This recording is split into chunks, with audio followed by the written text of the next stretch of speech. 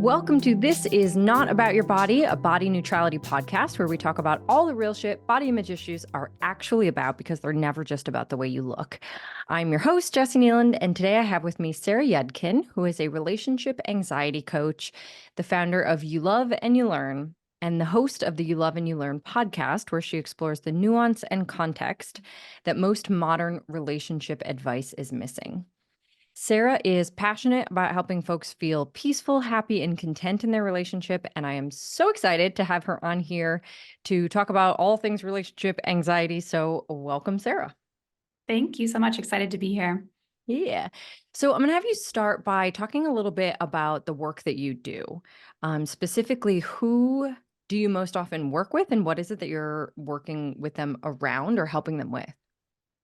Yeah. So I would say that I have primarily worked with women in the past. I think I just resonate more with women, but it doesn't mean that men or other people in general do not experience relationship anxiety.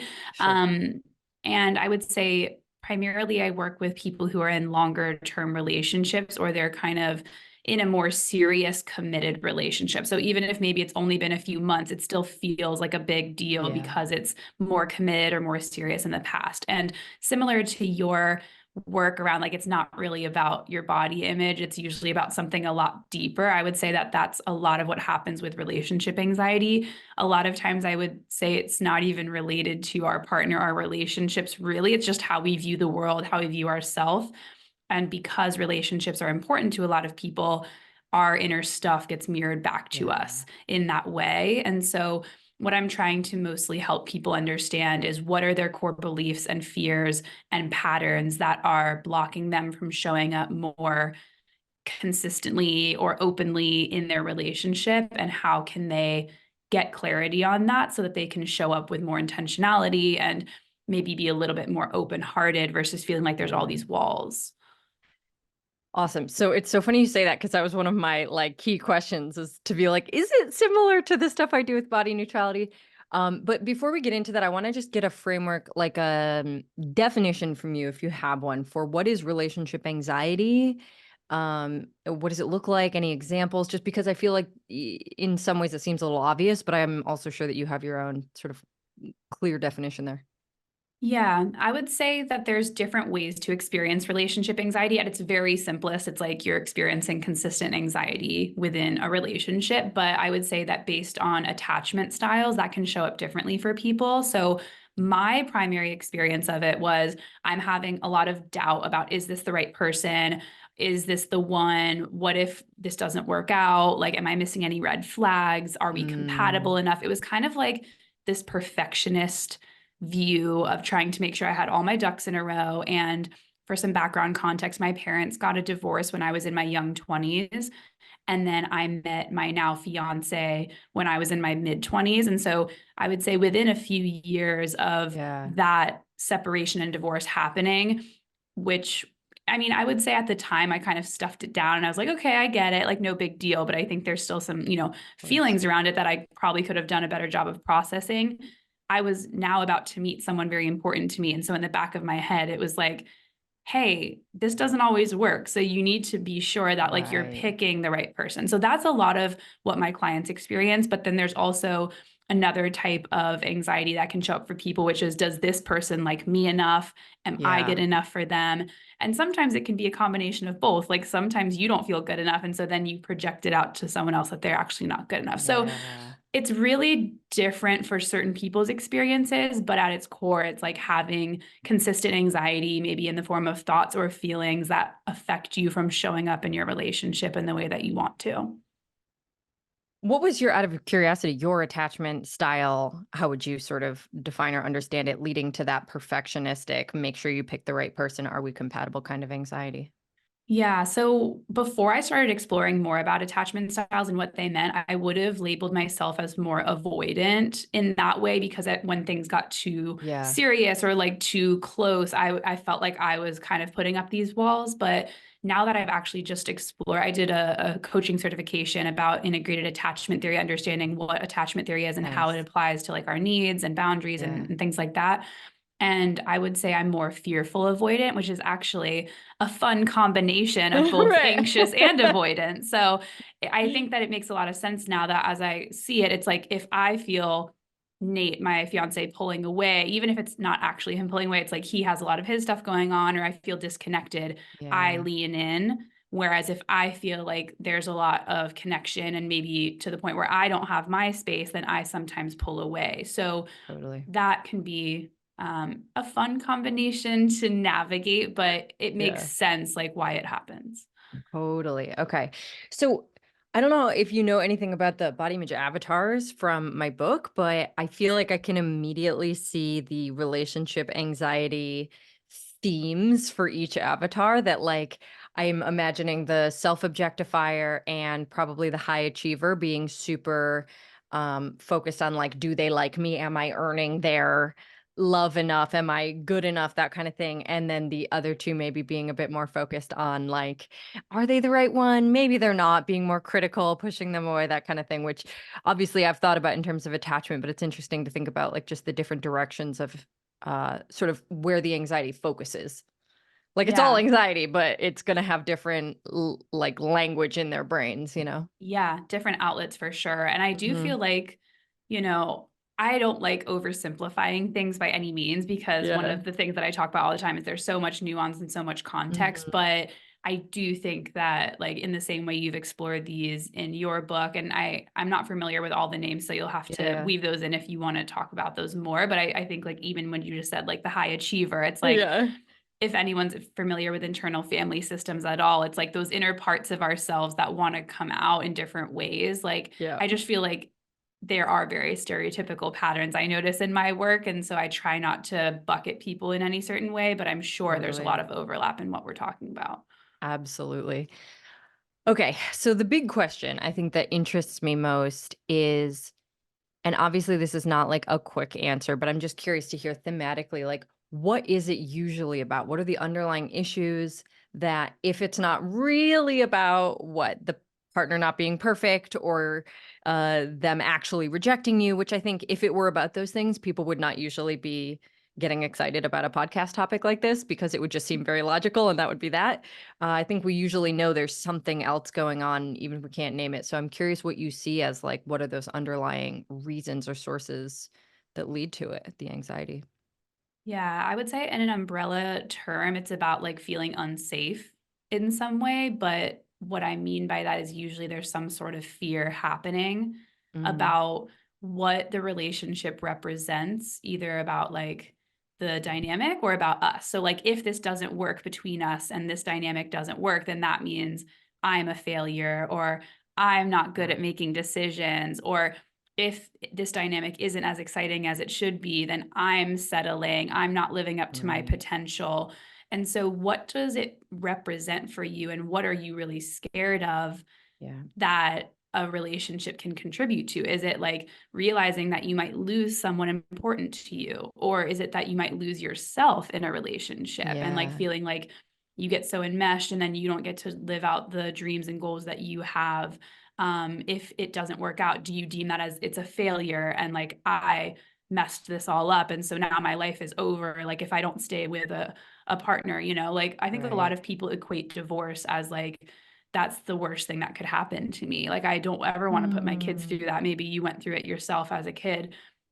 And I had to realize like a lot of the meaning that I was prescribing to a lot of these things weren't necessarily true, but I created this whole story and narrative around it. Like this not working yeah. out would mean something horrible. And so we have this goal for what our life can look like. And it's a beautiful thing, usually like a vision of how things could look. But on the other side of a goal is usually the fear of the goal not being reached or something not looking like we expected.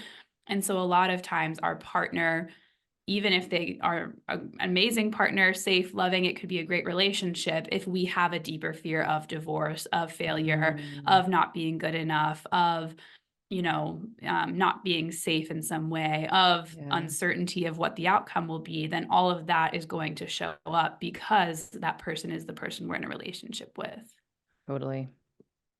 So what I think is kind of funny is hearing you talk about your definition, it almost sounds like the work you do could be called like in parallel with my work, like relationship neutrality, because it's Mm, about stripping away the meaning and significance that is false, inflated, or, otherwise not quite accurate away from the thing so that you can just see and deal with what's really in front of you. Much like being like, oh, if I've gained weight, that means I'm bad and I'm a failure and I'm lazy and everybody will hate me. I'll never find love. Like that's a whole narrative.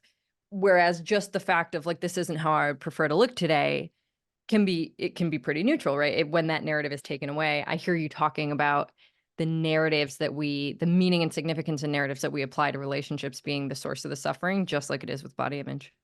for sure. And that's why I think body image or even relationships or career or, finances, like it's really just about the way that we view the world and how we've grown Yeah. up and the past experiences we've had and how that's shaped how we show up. And so the Yeah. avenue of which I work with people is relationships, the avenue of which you're supporting people is Yeah. through body image. But like, really, I would say, and I've thought about this before, this is like a sidebar, like, is relationship anxiety coach even the right way to describe what I'm supporting people with, which Yeah, is I more of get like that. how to be human, Yeah. but like the way that people arrive to the work I'm doing is because they have that particular flavor of challenge in their relationships, but it's really just like a microscope up to like the other things that are happening in their life and in their mind and in their body. Yeah. So I think a lot of this work in general is just about like growing and understanding yourself better, but Yeah. it's hard, I feel like, just to be like, I help you live. Like that doesn't really, it's so Not a vague. sexy marketing slogan. No, I think you're totally right. I always say like we start by talking about body image because that's usually where people are coming in with the most distress. But at Exactly. a certain point in the process, we are not talking about body image anymore.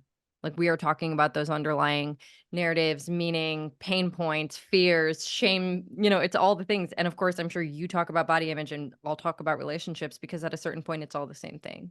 Totally. And like what your needs are as a person, let's say. Yeah. Like this is another thing where our relationships hold this like mirror back to us where someone might be like, I'm feeling so bored in my relationship. Mm, But maybe they have this need for like a creative outlet or they have this need for emotional connection that isn't really being met fully by their partner yeah. because one person can't be the only thing that like makes you happy, Right. right? So it's like, okay, I'm in this relationship and I'm noticing some patterns where like I've been feeling more bored lately, or I've Yeah. been, missing some of the excitement for newness and I've been craving more novelty. It's like these Yeah. things can help teach us how we think and feel about the world, but the way it's being mirrored back to us is through this other person that we spend a lot of time with. So I think even Totally.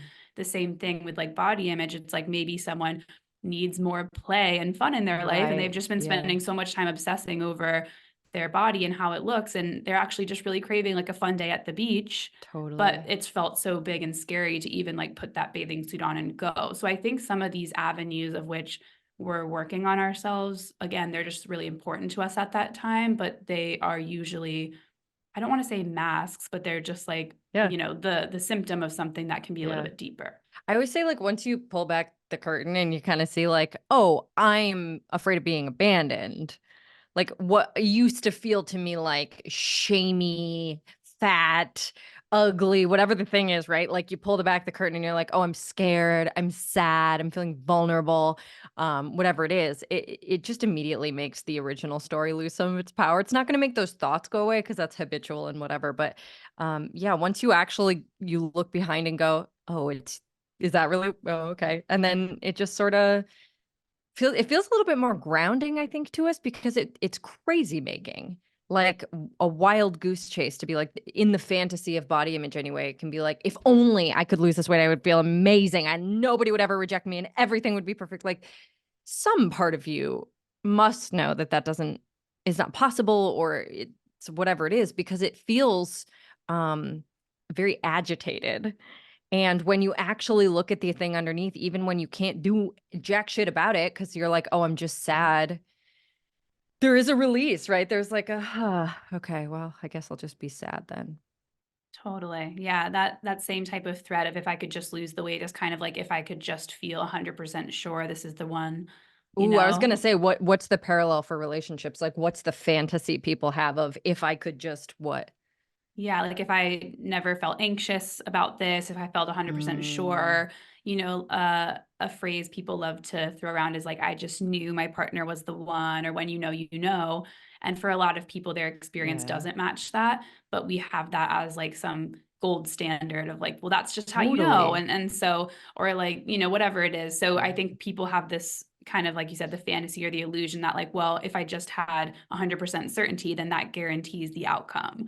And one thing that's actually helped me reframe this, and I don't know if this feels true for you or not, but sometimes I think that that can actually have a negative effect for certain types of relationships where you're just like, oh yeah, I just had this confidence and certainty. And so like, because things are so good, like we don't have to nurture and foster the relationship. And so it's just like, it works like Oh, because we work right. together versus, I'm not saying I want everyone to have these doubts. Like at a certain point, it's like not No, I get it. helpful, but a certain level of doubt or just like, oh, like how does a relationship work well? How do I pour energy into that in an Yeah. intentional way? Can actually help you create a relationship Mm, where you're putting that effort in. It's kind of like the fixed versus growth mindset where you're like, yes. oh, if a relationship is just good or not good, then the good ones you don't have to put energy into because it should just last forever. Whereas someone who's a little bit more growth minded might always be looking for a little way to help nurture and improve the relationship. Oh, I love that. I also feel like, so I am good at many things, but relationships have historically been a weak point for me. It's something that I feel Mm. like just never came naturally to me. Like relationships with humans came naturally, but partnership I always found really difficult. And I am also engaged. And so this has been like the first time that I've really had to kind of contend with like an unwillingness to lose someone, which Mm. at first was like catastrophic. I think it's been like 4.5 years. So I'm getting more comfortable with it. But it was just like, oh my God, does this mean I literally just can't blow it up and like be an asshole? Like, oh my God, I have to learn how to be nice. I have to like, it just was so challenging. And I really do feel like in the shamier moments, that reframe would have been so helpful to be like, I'm one of the people for whom I will never settle. Like, we'll never break up because things got, we just took it for granted and stopped putting effort in, right? Like, there is something in that that's actually like kind of a wonderful strength, even though it certainly does bring up its own uh, issues and obstacles. Totally. And that word you just used, settle, I know is a big trigger for a lot of my Mm. clients and something I used to worry because I think, especially too, on social media. I mean, social media has brought so many wonderful things. I feel like I give this disclaimer and I don't need to, but it's like there's annoying things about it. We all know, Yeah, like yeah. there's annoying parts of it. And I think the never settle, like, make sure you're living your most authentic life and like, there's a lot of great inspiration on social media, but for the anxious mind or the analytical mind, where the high achiever is like, I need to like just, I can't ever like settle into Yeah. anything. It's like settling at all Ooh, right. means that you're doing something wrong. And so I think that redefining what settling looks like for certain people, if that word feels really big and scary, like trying to explore what that definition looks like for Yeah. you. And I have a whole webinar on this topic, but it's like, if you feel like settling is this big bad word, what does it look like to settle into life with someone? Because eventually, like, Ooh, that's so we great. have to settle down at some point if that's your goal. Like, if you want to be with one person, Right. then in some way, like, you're going to settle into a relationship with that person versus, like, oh, I'm just, I have zero expectations or I have no standards for anything. That's what I think gets like conflated. And it's a Yeah. fine line between what those two things are. Ooh, that's such an interesting one too, because I think when I just used it, I don't remember exactly how I said it, but I think I was basically meaning like more of not learning how to nurture a relationship, more like Yep. settle in a passive way, like away Like from each other. complacency. Yeah, like Yeah, complacency. complacency. Yeah. Exactly. But it's such a lovely idea of settling into life with someone. And I totally understand because I think the settle word, as you were saying, the meaning before, like the meaning is like that you're fucked, basically. If you've settled, you picked the wrong person and nothing will ever work out for you ever again. It's like a big, very pathologized word. Oh, that person's settled. Yeah. And it's very final. Like that, again, Yeah. going back to the fixed or growth mindset, it's like you settled. So now, like, you settled forever and like you can't Right. do anything about it. It kind of takes away any sort of responsibility or power that you might have to like grow towards something. So Ooh, yeah, we don't have yeah. to like make the whole podcast about settling, but I just think it's like that word, even to the anxious mind, there's just a deeper meaning for everything when you're coming through Yeah, this filter of relationship anxiety and assessing things. So just a reminder that like even a word like that doesn't have to be necessarily what your totally. interpretation is initially. So another fantasy that I'm guessing is really common for you in the work that you do with people is finding the one. Like, I don't know how often you work with people who are actually single, but like when I work with single people, there is often this fixation on like if I found the right partner, and it usually starts with if I looked the right way, then I'd find the right partner, and then I'd be happy forever. I would feel confident and secure, and everything would be great. Do you ever come across that or work with people who are looking? For sure. So, well, I would say even when you're in a relationship, the question can still be, are they the one? Like I'm trying to make the Mm. final decision. Oh, of course, yeah. So I would say if I had to put a percentage on it, like primarily like 90% or more of the people I work with are in relationships. And then of the people I've worked with that are more single, it's like they are trying to get to know themselves more so that they can be in a more healthy Sure, dynamic yeah. the next time around. But I would say that it doesn't discriminate whether you're already in the relationship. People can still be Right. very fixated on, is this the one? And that was a question I asked myself a lot too. And I think it's Mm. because we've built up the one into kind of like this perfect person. You Yeah. have to be the perfect person. They have to be the perfect person. Like in your Yeah. case, someone wants to lose this weight. So they're the perfect partner. So they can be Yeah. perfect for this person they meet.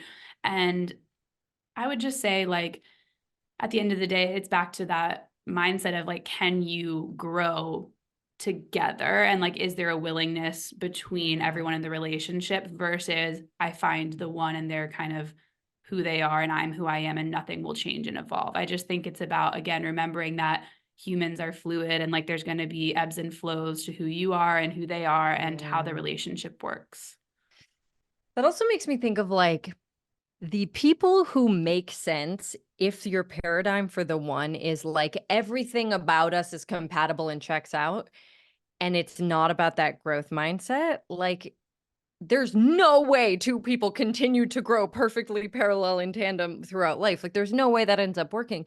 And if you didn't have the skills or vision to do that work, like that, I'm just picturing, like head cheerleader, head football player getting a divorce in their 30s. Like, that was maybe what Mm, felt on paper so perfect, so aligned. But then as they mm.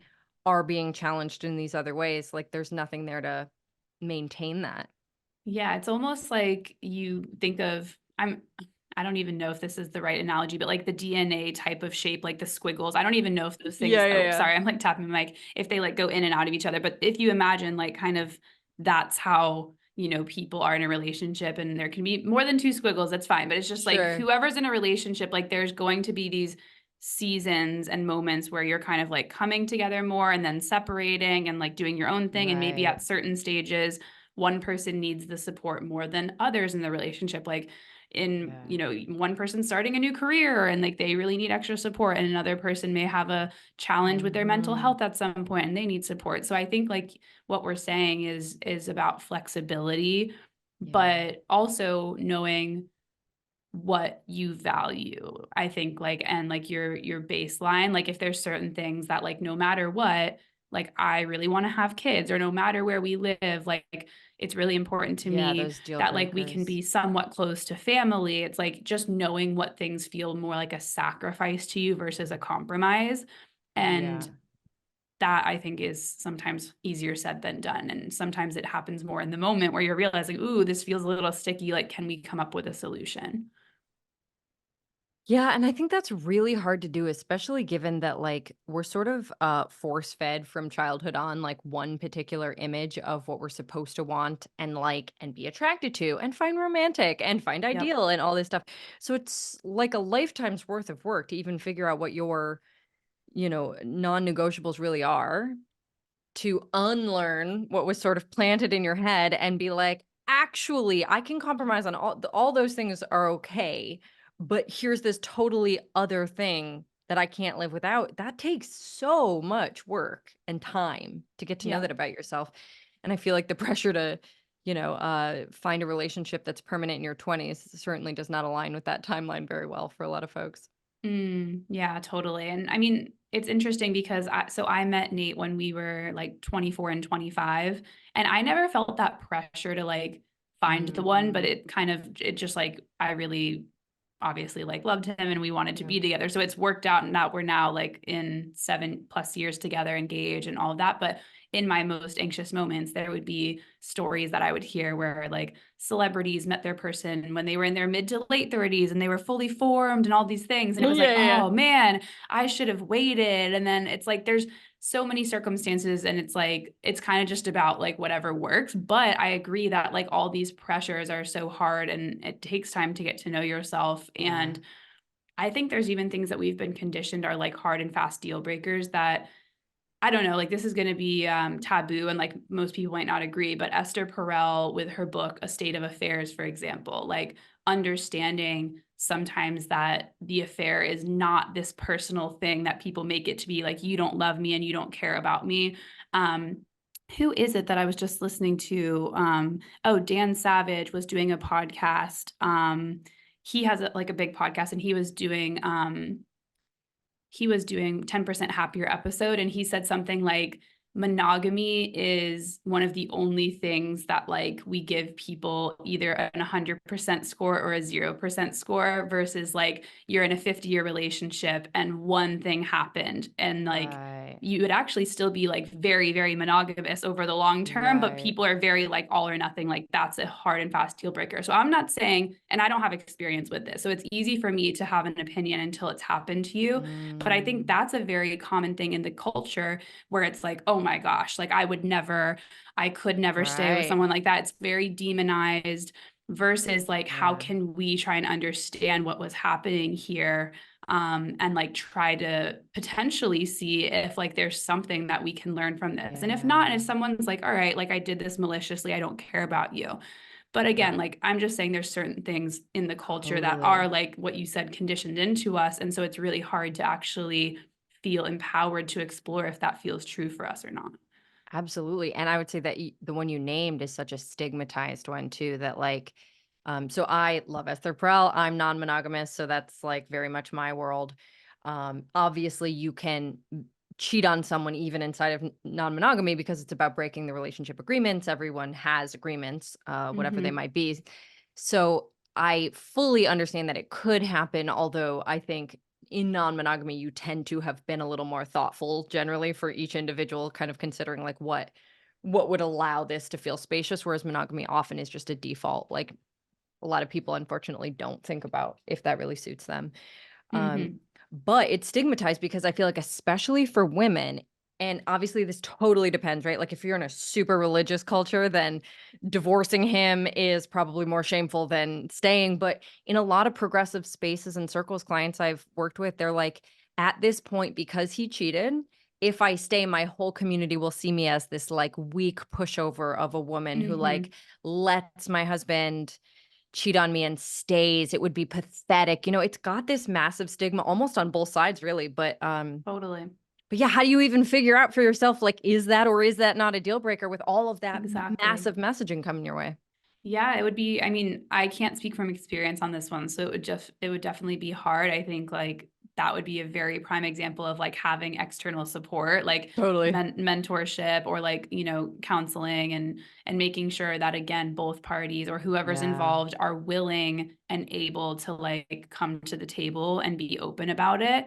Because again, if it's like, okay, well, you cheated and you have no remorse, it's like, all right, well, then that shows more of like who Yeah. you are as a person versus like, oh my gosh, like I completely lost myself. I had all this resentment building up and I never shared Yep. that, but I'm fully taking ownership and like this was like acting out in a way to try and get attention and like I would never even dream of doing it again. I Yeah. don't know. It's like again, you can't make You're literally necessarily. talking about, though, like, if the person is capable of doing the introspective work, the Yep. healing, the communicating and transparency, the rebuilding of the trust, like, it absolutely is possible under those circumstances. And I feel like I've worked with quite a few clients who have dealt with infidelity in different partnerships, and it never once ever have I seen someone decide to leave in the end because of the actual infidelity. It was Mm, always because of how the partner showed up after. Totally. refusing to take accountability, refusing to do the repair work, perhaps incapable of doing the introspective, kind of healing work necessary. And that's where the call gets made. Like, we can't do this together. I can't go through this with you. Totally. Yeah. Another example of like it not really being about the thing, Yeah, like totally. something else. Oh, that's so true. Okay, so I'm curious because I feel like this is very much an attachment style thing, but like the anxious, leaning in, like wanting connection and reassurance, wanting a lot of validation, or feeling like, the slightest, whatever thing can happen, a word, a look, a gesture, an action. And for some people, that's going to immediately make them be like, this relationship is over. They don't love me anymore. They hate me. They don't desire me. Like, everything's crumbling. And I feel like, in my mind anyway, on the other side is irritation or criticalness, Mm, but I'm curious if you see these as like opposites, or if there's another version of this in the avoidance space, because I know I veer towards that. I veer towards annoyed, cold, like all mm, of I would never want anyone to treat me this way, and I hate that I do it, but it definitely is like, of the two, it's where I find myself yeah. historically.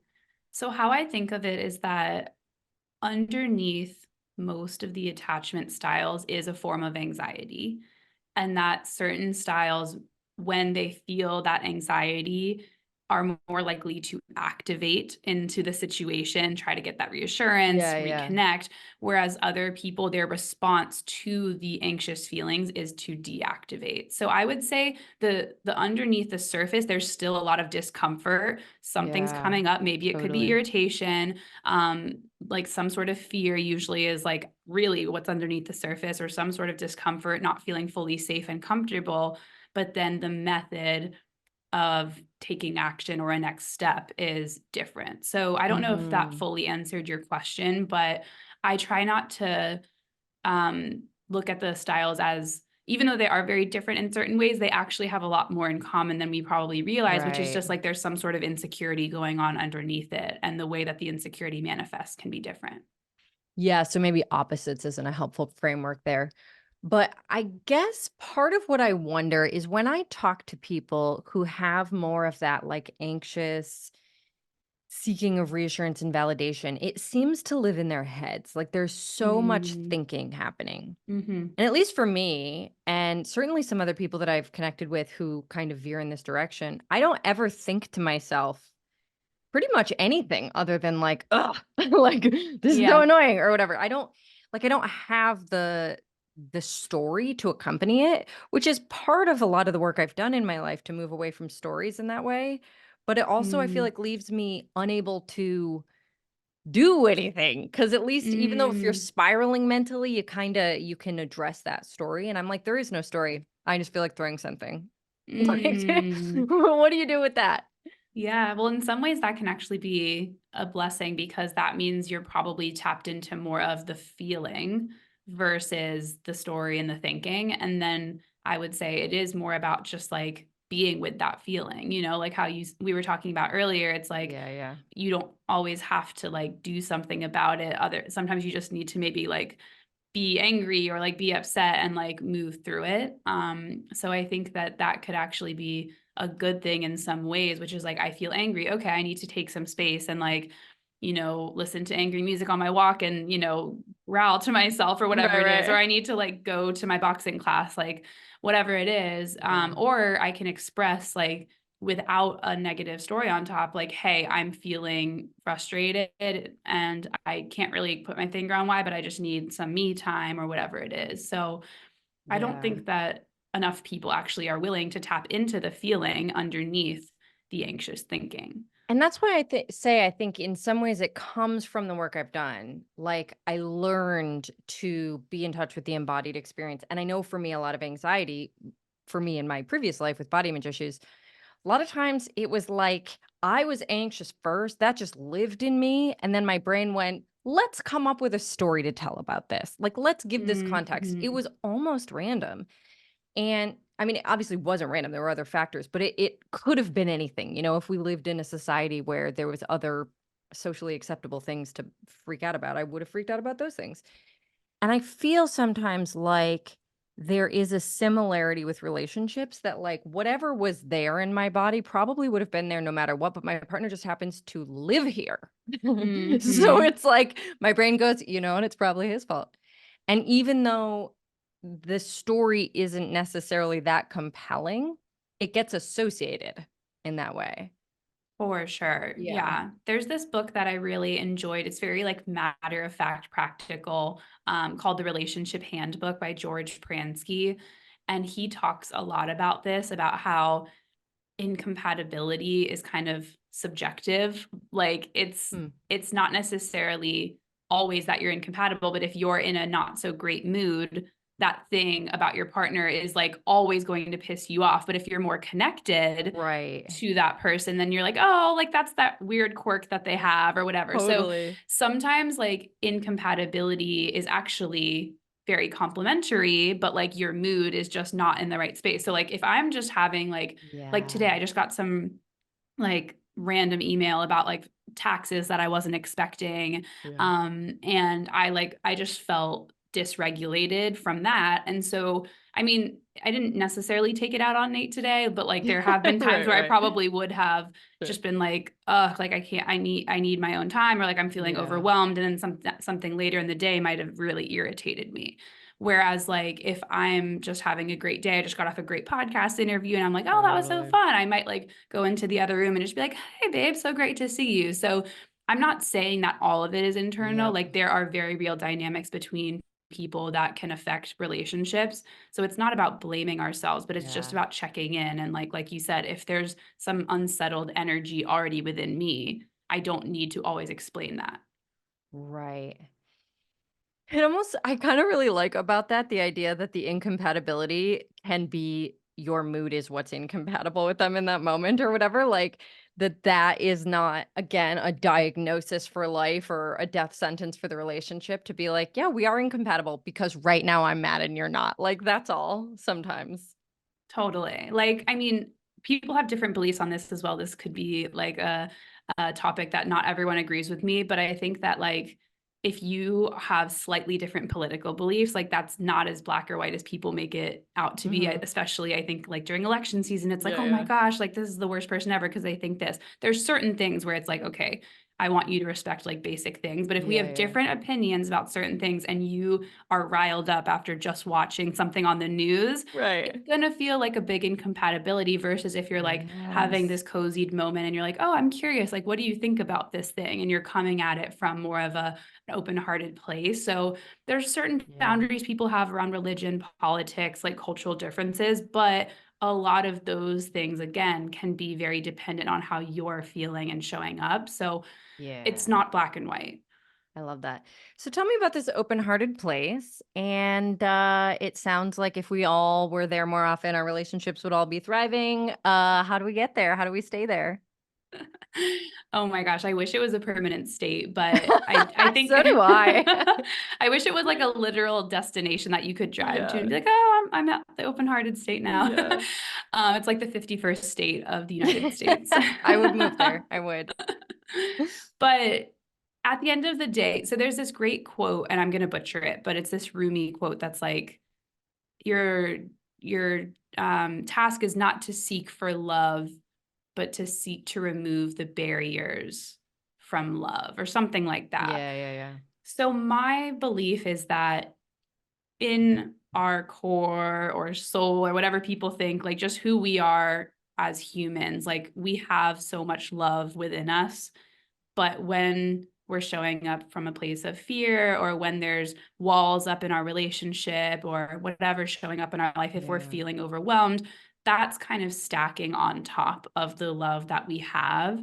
And so yes, there are things we can do to become more open-hearted that are more like, okay, like I'm going to do something nice, or, I'm going Mm, to, have a moment of me time and reconnect to myself. But I think a lot of it is about being aware of like what's blocking me from showing up in a loving place right now. Do I have a lot of pressure that I'm putting on the situation? Am I expecting this to go a certain way? Like, if we're at date night and we're not having like the most interesting conversation, am I really beating myself up for that? Right. Like, is there a lot of weight being put on something? Am I under timeline stress? Like, I need to know if this person is the one in 6 months. Like, Yeah. like what are the things, like, are there judgments showing up towards yourself or towards this other person? Like, so it's not always so clear, but when we slow down and create more of a curious relationship with ourselves and like start seeing patterns, a lot of times we can see that there's certain things that make us feel like our heart is closed or these walls are coming up. And so it's Yeah. not easy and it's not overnight, but it's about noticing what patterns show up most and then trying to slowly take steps towards removing those blocks. But I will say, like, we joked about it, that we would move to the state of open-hearted, but like it is an ebb and a flow. So like there will be moments of connection and disconnection. There will be irritations, but also times where you feel lovey and excited. Like Nate and I call it a love bubble.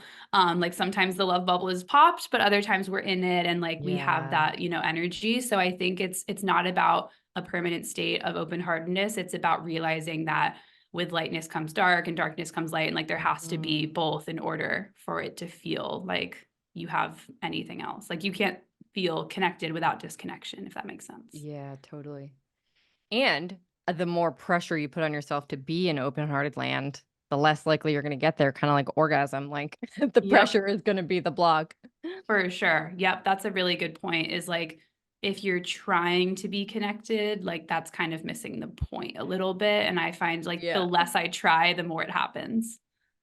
Totally. So, Drew, my partner, and I have a million tools to bring me back to a place of compassion when that has evaporated into thin air. And literally, I can just like watch an episode of a show with like a shitty guy, and then I'll be like, God, Drew. And he'll be like, I didn't do that. Like that was not about me. And I have to really like, we have all these tools to bring back, like, oh, right, you're right. You're just like a regular whole person with feelings and I love you, and it brings the compassion back. Um, and there's so many ways of doing it, but not a single one of them is telling me to be compassionate or me trying to feel connected. Totally. Pretty Or sure that would shaming have your, the yeah, or opposite shaming effect. yourself. Like, oh, Yeah, I can't exactly. believe I was like being such a bitch or whatever in that moment. It's like Oh, that that never does has not worked. help. Nope, exactly. And it makes me like, when I feel guilty, that's one thing I would say. If anyone has experienced relationship anxiety, and I'm sure same with body image stuff, Mhm. it's like the more time you spend stuck in like, like I fucked that up, or like I messed Yeah. up and I wish that I hadn't done that, or I wish I never thought like this. I wish Yeah. I, didn't have to go through this. Then you're going backwards, or best case, you're circling around in the same spot. Exactly. And it's just another sneaky way of resistance blocking you from moving forward, which I totally Yeah. understand. And it's not easy, but like it's something we have to like create a more loving relationship with. It's like, oh, there's my pattern. It's not me choosing to do this. This is like Yeah. my conditioning and how I've learned to show up, but like I can choose the next step here. Yeah. In fact, that's it's one of the reasons I even have in the book, like, first or second chapter is like, I know this sounds counterintuitive and weird as a body image coach, but you have to give yourself permission to hate your body today. You have to. Mm, It has to start with a willingness to say that whatever misery you're in today is okay, because you can't, if you're blocking that, you can't get to the next step and the next step. Like it really does have to be like, yeah, I hate how I look in this moment and that makes sense. yep. Given Yep. all of the factors, that makes sense and is okay for today. I can accept that. Now there's like real work to be done, you know?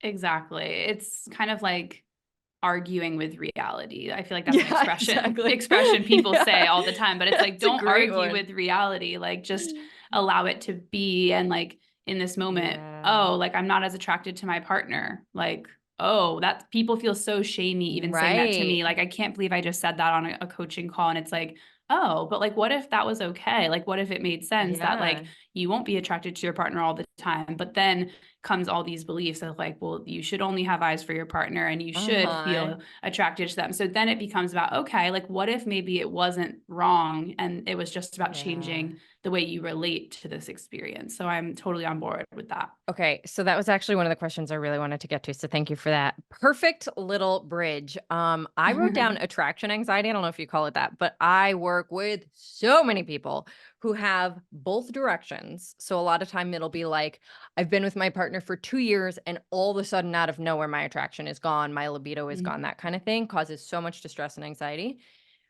Sometimes it was never there. Sometimes it was a slow burn.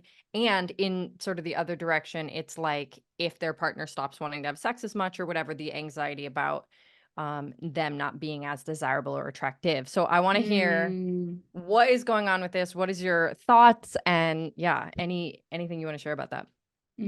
Yeah. Well, attraction, oh my gosh, such a vast topic. So I feel like we could take it in a lot of places, but I'll Yeah. share some thoughts and you respond of what Right. resonates with you. But I do think that attraction is one of those conditioned things that we really have put on a pedestal where it's like, I have this type, and like, unless I'm with this type, then like I won't be able to be attracted. It's like we're waiting Yeah. for an external thing to create our output. Like if my Yeah. partner looks hot today, then I get to feel turned on type thing. So I think Mm-hmm. sometimes we're placing a lot of responsibility on our partner to make us feel internally turned on and ready to rumble. Yeah. But that doesn't necessarily mean that I'm saying that like it doesn't matter at all. Like I do think there's something about being drawn towards a person or like, wanting to be around a person sometimes, not Mm-hmm. 24/7, but like this thing of like, oh yeah, like I wanted to be getting to know you. Like I'm curious about you. Yeah. Like there's something about you that I am drawn to that can be relevant, but expecting it to be there all the time and expecting it to be a permanent thing can be where it trips people up, I think, Yeah. because I'm 7 years in to my relationship. And like there are moments where we just feel like, sitting on the couch in our sweatpants and like I'm not feeling very attracted to myself in that moment. And Right, I'm certainly right. not feeling attracted to Nate as much. Yeah. Whereas like when we're out and about and in a new city, like we just went on Yeah. a weekend trip and had a great time. And I felt like we were both kind of in our best energy. So I do think there's more to it than just I'm not attracted to you right now. I think it Yeah. can be like, how are you feeling about yourself? Like, are you still putting in the energy and effort towards things the way you used to be? Are you infusing Mm-hmm. fun and lightness and play? Like, are you doing new things together? It's Yeah. not as simple as just like, oh, I fell out of love or I'm not attracted to you anymore. I think it's about like sustaining that attraction. Totally. I think there are so many harmful myths in this space. One being like men are visual, which it could be true, whatever the sort of research is out on that. But like the way it gets interpreted is men are exclusively visual and there's Mm-hmm. nothing else ever going on for them. So if they don't feel like having sex right now, then they think you're ugly. Like it gets turned into this whole other thing Totally. and sits on the background of if they're not attracted to you, since that's basically what they value women for, then he doesn't love you and he's going to leave you. Yeah. So, God, does it get messy quickly. Yeah. But I feel like the one that you mentioned being so shamey is I'm not attracted to my partner right now. And I honestly think they both create a lot of distress depending on the situation. But I think that one is shamier because we don't talk about it as much. Because you can say Mm-hmm. to any of your friends, like, I'm afraid he's not attracted to me anymore. And everyone will go, oof, I understand that thought. But Mm-hmm. to say, Mm-hmm. I don't know if I'm attracted to him anymore or them anymore, a lot of people will be like, "Ooh." Yeah, Oh. exactly. Like, is Then, something yeah, wrong? exactly. Like Yep, maybe this relationship is over. It like has this really secretive kind of quality. totally. Well, I think if you've said that same thing, like, I don't know if I love them anymore or if I'm in love with them anymore, it's the Yeah, same reaction. And totally. I'm not here to say that like there's never an expiration date on a relationship. Sure. Like, I'm not here to say everyone should just stay together forever. And like, that's not Yeah. even true. But at the same time, this idea of in love, I also think gets put on this pedestal of like infatuation, chemistry, spark, all these things, Yes. when it's like a lot of this is like you have to fan the flame, like you have to keep showing Hmm. up for it. And chemically in our body, like there are just different chemicals happening at the beginning when there's this newness and excitement. And Totally. for some people, that can be 6 months. For some people, that's 6 weeks. For some people, that's 6 days. Like for Yeah. some people, that's 6 years, and they still feel this newness and excitement. But that's not necessarily dependent on the relationship. It's like Yeah. how you're thinking and feeling about the relationship that Totally. often affects if you're still feeling that newness and excitement. So I agree, a lot of this feels stigmatized to talk about. And that's why I try to talk about these things more Yeah. openly, because a lot of people, I'm sure, are thinking it, but they're just not willing to admit it. And then it creates more shame and Yeah, silence. Like, totally. and then I've heard so many conversations with clients where I'm like, I just talked about that with someone like an hour ago. I wish you were able to talk to them about it, you know? So that's why I I do always group think that. I'm stuff. like, God, I wish my clients could all just hang out in a room together and be like, oh, we're Totally. not alone. I know. So a big thing that we will sometimes do in this space is reconceptualizing from attraction to desire, Mm, because I believe that these words, like the actual words doesn't really matter, but most of us have an association with the word attracted with attractive. You know what I'm saying? Like it means it has an assessment term, like they meet a mm, conventional norm or ideal close enough anyway, in order to count as attractive. Therefore, if you are attracted, you're sort of your headspace is they fit those norms. It's sort of visually based, and therefore I'm allowed to feel this feeling. And mm, to say I desire someone, we can totally take out of that context. And it's like you could desire someone because they smell good or because they were playing mm, with your kids and you were like, that is hot. Or like, mm-hmm. you know what I mean? Like there's so many other things that even though they kind of could totally be used interchangeably, I feel like that association with like conventionally attractive just fucks with our heads a little bit Totally. Yeah. and makes us forget that there's all these other things going on that make you desire someone. Yeah, and as cheesy as it sounds, like attraction and that word is like, I feel like it's all about the physical. And it's like, okay, you know, it's not just about the physical, it's about what's Right, right. inside, whatever. It's like, that's like also sometimes annoying to say, but it's like, that's why I use that word like drawn to, like desire. It's like Yeah. whatever word resonates with someone, it's just about like, what are the things that like make you be like, yeah, this is a rad person that like I enjoy, Yeah. and like maybe not again 24/7 I'm like always obsessed with them, but like there's all these things that make me keep revisiting this relationship and wanting to pour into Totally. it. Okay, so before we wrap up here, I wanted to ask, I know you have 3 courses. Is it anxiety or is it blank? And they're what? Mm, Intuition, yeah. incompatibility. What's the other one? Yeah, so those are 3 webinars that I have. They're just like 90-minute webinars that I have run based on like really common questions I get asked. So the first one that over 1,000 people have watched around the world, is I it love that. anxiety or incompatibility? So that's, Mm, you know, a little bit of what we talked about, like some of those, are these things deal breakers? Is this something I yeah. can actually live with? That's kind of what that addresses. Is it anxiety or intuition, is kind of helping Mm, you discern, like, are these signals coming from fear? Are they coming from a yeah, place of that's a huge one. clarity? And then the one I mentioned a little bit earlier, is it anxiety or am I settling? So helping you Right, define, what right. does settling mean? And like, what would it look like to intentionally build a relationship with somebody? Yeah. What I love about them, I think, as I was sort of exploring your website, is I could like hear my clients' voices asking these questions. Like, I am working real hard to get embodied and trust myself, but I can't tell which one this is, you know? And I was Totally. like, I love that you made this just so specifically to speak to that question. Yeah, those were, I mean, they were just questions I used to ask myself all the Yeah. time, as well as I kept getting questions about like, you know, another way to say incompatibility is like, is this a red flag or not? You know, so it's just these types of Yeah. questions we see touted on social media all the time of like 7 signs like you're not in the right relationship. And people are like, oh my gosh, like does this mean this and that? So Right. just helping you try to trust yourself a little bit more and come from a place of like, I've thought about this Yeah. intentionally, and then, yes, noise might still affect you. It's not like you're never going to compare again, but making sure the advice feels good to you and like you're setting the tone versus 1,000 different opinions coming into you and feeling like it's hard to listen to. Because, for example, even with monogamy, for example, there's probably Yeah. people that are like, monogamy is the way. And then there's a lot of people that are like, ethical non monogamy is way better. So Yeah. it's like, if you're only taking external advice about that, it's going to be really hard to know, because there's no such thing as better. It's just what works for you. Exactly. And it's the same thing with like every other piece of advice. There's going to be multiple opinions. So you have to have a stronger sense of self-trust. Ooh. So I feel like we could sum up both of our businesses by saying there is no right answer Exactly. to any of your questions. Exactly. Yeah, because I think that's so true. Like there's always nuance, there's always context. The idea that like being polyamorous or monogamous could be better for one person with another specific partner at a certain time in their life during, it's like there's so much context that makes that even make sense.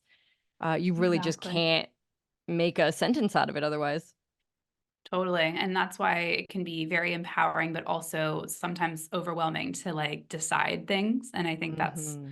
what a lot of this comes down to is like making decisions and being grounded in them, but knowing that you don't have to be in the same decision permanently and it Yeah, can evolve and change over time. I love that.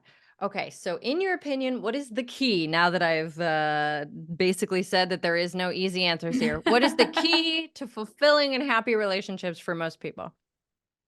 Hmm. I want to sit with that for a second because, like we said, there is no key, but like I want to see if I can try and sum it up. Hmm.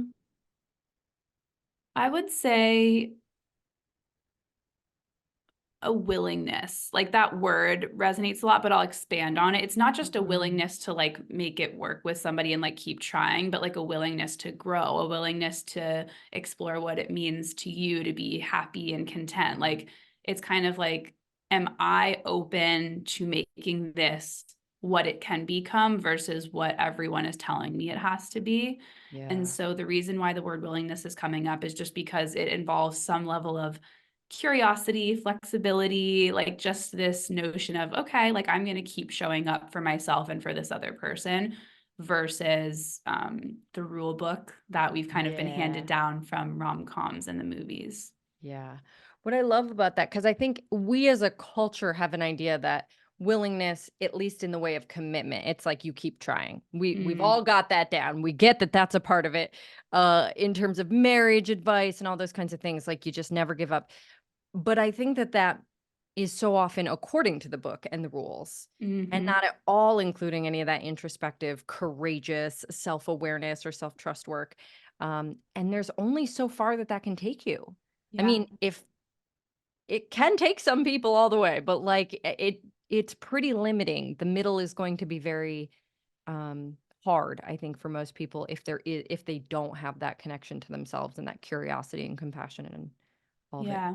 It's like willing to continue exploring yourself, willingness to continue exploring. And then, I mean, I don't even talk about this that much just because it hasn't been my experience. I've had relationships and before, but like it's just not my work where like there's breakup coaches, but I'm not Right. necessarily, hey, Yeah. you should, break up. I'm not saying, hey, stay together either. I'm just Yep. saying, here's what's happening in my experience. But a willingness could also mean a willingness to see that there's no longer willingness happening, right? So it's not Right, about, like right. you said, being taking it to the finish line. Sometimes the finish line can be shorter than you expected it to be, but like not making that a personal failure and like willingness to keep trying and whatever it is. So Yeah. it's just like there's There's that like a word can self-commitment there exactly, as opposed to just sort of like a blind commitment to bang your head against a wall until the end of time because that's what you're supposed to do.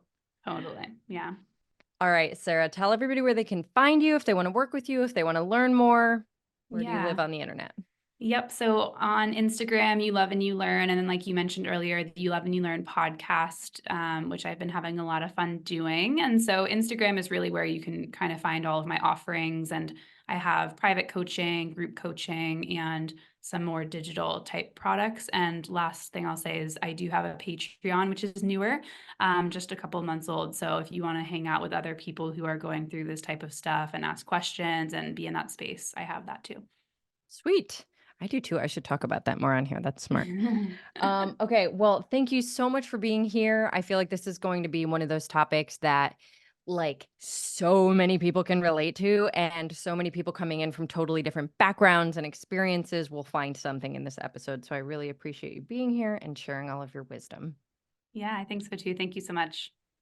And to all my listeners, thank you for listening. You can always reach out to me on Instagram or go to my website, jessienealon.com. We will be including that in the links in the bio, as well as links to Sarah's website and all of the other things that she mentioned. So thank you for being here, and I will catch you next week. Hi everyone, I'm Jessie Nealand. I just want to take a moment to thank you for watching this video. I put out new episodes of my podcast every Tuesday, so be sure to like, subscribe, and turn on notifications so that you don't miss those, and feel free to leave me a comment. If you are looking for more information about body neutrality or you want to work with me, you can always find me at my website, jessienealand.com, or you can purchase my book, Body Neutral, a revolutionary guide to overcoming body image issues, wherever you buy books, ebooks, or audiobooks. We can also connect on Instagram or TikTok. My handle is Jessie Nealand. And I make this podcast for free and without any sponsors or ads. So if you want to support my show, you can use the Patreon link in the show notes, and know that your support is always very much appreciated. Lastly, thank you to my brother, Jason Nealand, for creating the music that plays at the beginning of the show. And thank you for listening, learning, and moving toward personal and collective body liberation.